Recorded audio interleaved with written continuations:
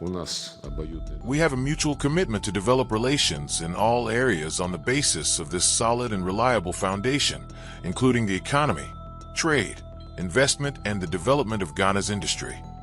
We are ready to provide Africans with the necessary support, including in restoring and normalizing relations between the members of ECOWAS, the Economic Community of West African States, and the 3 states of the Confederation of Sahel States that have left ECOWAS, but they are still neighboring countries, and we are interested in seeing these relations normalized, as well as relations between the Sahel 3 within the framework of their participation in the African Union. We have just signed an agreement that will see holders of diplomatic and service passports of our 2 countries travel without visas. That is the basis of our new era of bilateral relations. We want to trust each other more.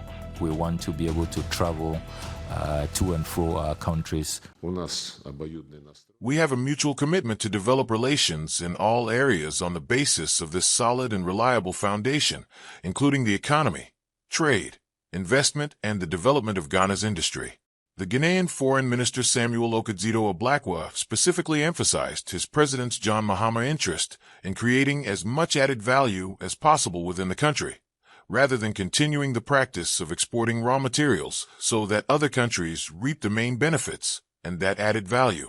We are ready to assist in this in every possible way.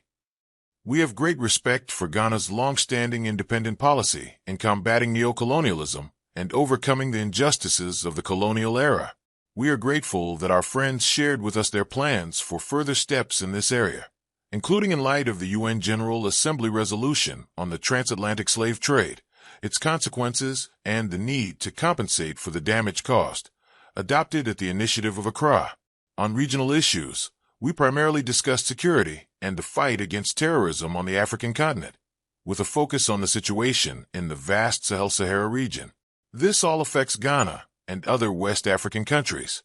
We are ready to provide Africans with the necessary support, including in restoring and normalizing relations between the members of ECOWAS, the Economic Community of West African States, and the 3 states of the Confederation of Sahel States that have left ECOWAS, but they are still neighboring countries, and we are interested in seeing these relations normalized, as well as relations between the Sahel 3 within the framework of their participation in the African Union. We have just signed an agreement that will see holders of diplomatic and service passports of our 2 countries travel without visas. That is the basis of our new era of bilateral relations. We want to trust each other more.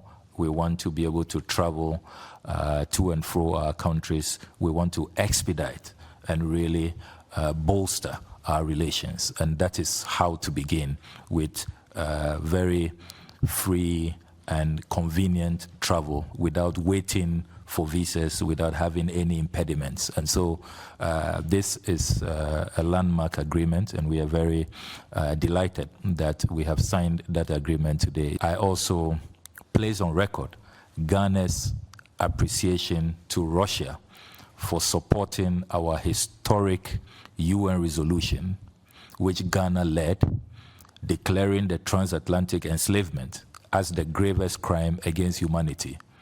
Russia is one of few European countries that did not abstain. They voted in favor of the resolution, and Russia has been working with us since the adoption of the resolution. President Putin sent a high-level delegation at the Accra Next Steps Summit, which we hosted in June. And President Mahama has asked me to convey his deepest and profound appreciation to President Putin, to Foreign Minister Lavrov, and to the people of Russia for always demonstrating that you are reliable and trusted friends of Africa.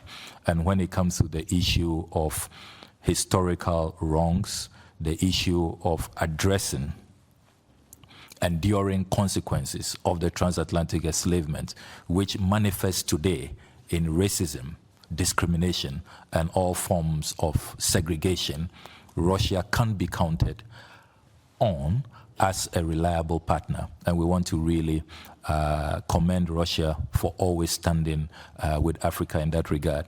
I want to also use this opportunity to thank Russia for expanding scholarships for Ghanaian students. It used to be 120 scholarships per academic year.